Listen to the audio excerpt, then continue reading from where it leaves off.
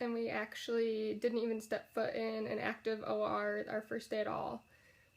We had to do a scavenger hunt to find out where things were, and then they made us read about 4 hours worth of standard operating procedures, which was actually pretty interesting because their procedures tell them that they need to count, which seems obvious to us, but they only count their sharps and softs. They don't count instruments there at all.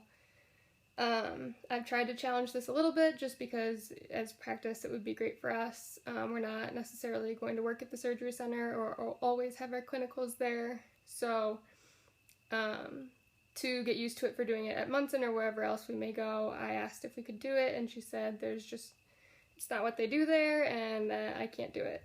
So that was interesting. But anyways, at the end of the first day, we were basically retaught how to scrub gown and glove. The scrub was frustrating. She had us going, she taught us to separate our fingers into the 4 different planes and was basically teaching us from the beginning. And it seemed like she had no idea where we were in our training and that we had been doing this for the past 8 months already. She also taught us to scrub once you're done with your hand up all the way above your elbow. I tried to say that, we separate it into 2 sections, 2 or 3 sections, because you don't want to bring the germs that are up higher on your arm back down towards your hand or your wrist. She said that doesn't make sense to her because you take the sponge from the above your elbow on the first arm straight to your fingers on the second arm. So she, I think, let me eventually do what I did because it didn't make that much of a difference to her, but she was frustrated that I was asking about that. I basically said, though, that if April shows up, that we could get in trouble for doing it a different way than we were taught, and she said that she wanted me to challenge April on that because she thinks her way is more correct. In the end, we scrub once at the beginning of the day when we first get there, and then we just use Avogard all day. So it doesn't really make a huge difference. She's not there when we scrub the first time, so I just do what I was taught, and hopefully I won't have to deal with that anymore. So the next part was the gowning and gloving. When we went into an OR, but it wasn't there was no patient in there, and we gowned and gloved, and she taught us that she likes to pull in the cuff into her hand, but said that our way works fine, so that was really nice that she accepted our different way of doing things. And then she actually has told other people that we're really good at gowning and gloving and seemed shocked by that, so I don't know if the Baker students weren't as good when they got there, and maybe that's their hesitation in letting us do some things. I'm not sure, or if it's just because it's a new program, and maybe it'll be better for the people next semester that they can see what we know this semester, and they'll be a little bit more lenient with, not lenient, but give them more freedoms next semester. My preceptor's name is Joy. For the most part, I'm always with her. She can be pretty overbearing. Her way is the only way to do things. I've tried to again, challenge her on things as much as I can, but you have to walk that thin line between, it's your preceptor, and if they don't like you, you're pretty much screwed, so it's been interesting. I always, approach her very nicely and say, this is how we were taught, and she's like, I'm responsible in the end, so my way is the way that you go, and I'm like, okay. There's not much I can do about it. One thing is, once you open the OR, if they're not ready for the case, she'll leave and go get a coffee or something, and I've asked if I can stay in the room because someone needs to always watch it, and she says no. We put a sign up on the door, and I was like, but that doesn't guarantee anything, and she's like, in the end, I'm the one that's responsible, so you need to do what I do, and you can't stay here without me, so you need to come with me, and so there's nothing I can do about it. So I know it's wrong, and I wouldn't do it when I'm a scrub, but for now, that's what I do. What else?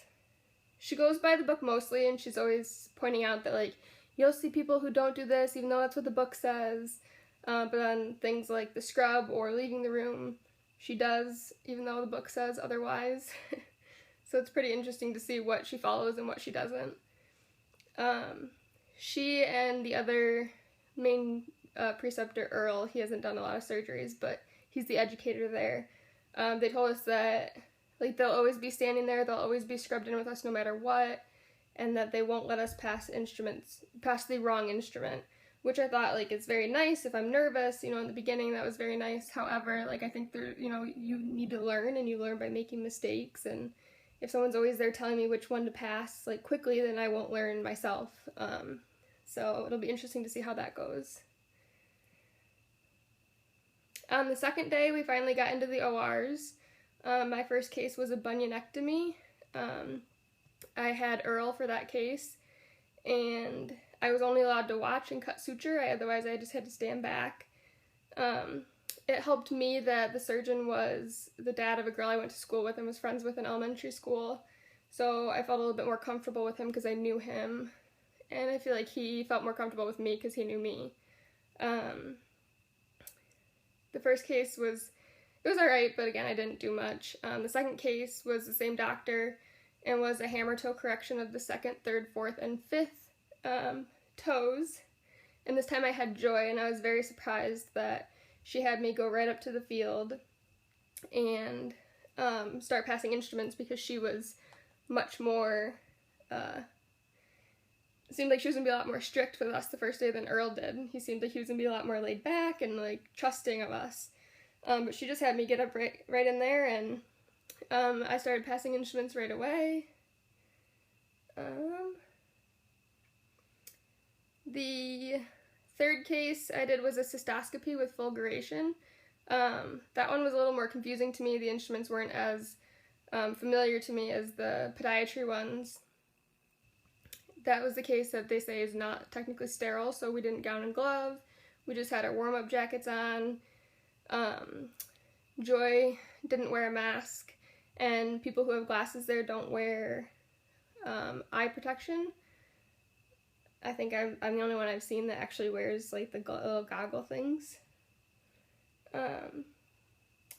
This doctor was really nice and really patient and really understanding of my learning, and that I was new and it was my first day in the OR.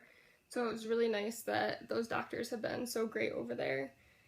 The last case I did was a cystoscopy with urethral dilation and myototomy.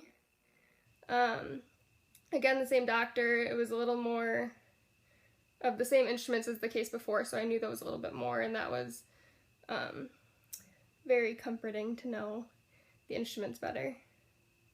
I felt much more confident on that case than the case before. The third day, finally got to count some cases as second scrub rather than just observations. Even though I thought some of them should have been first scrub, or like maybe one of them should have been first scrub, my preceptor said it was too early, and it had nothing to do with like our skills. It's too early for us to have first scrub cases, so we don't get them no matter what we do in the case. The first case was a laparoscopic umbilical hernia repair. I basically only held the camera. I didn't do much else. I held and moved the camera. That one was more interesting than the next one, which was the inguinal hernia repair. Those ones are a little bit more confusing to me. It's harder to tell exactly what's going on because the spermatic cord goes through that spot. Anyways, where the umbilical hernia, they're pulling all that tissue back through the hernia and then putting the mesh in. So I was able to follow that one a little bit better. The third case I did was also the umbilical hernia, but I still kept only holding the camera. Fourth case I did was a wire localization breast biopsy. I handled a lot of the instruments in that one, and took the biopsy and passed it to the circulator with the specimen cup. I was much more comfortable in this case because I knew all the instruments versus the cystoscopy cases and some of the podiatry cases. Then I had a posterior thigh lipoma excision, and I've never seen a lipoma before, in pictures or anything, so that one was really interesting to me. I didn't realize, what it was going to look like. And the last case I did was another wire localization. This one was a lumpectomy. I definitely think I was close to first scrub on this one.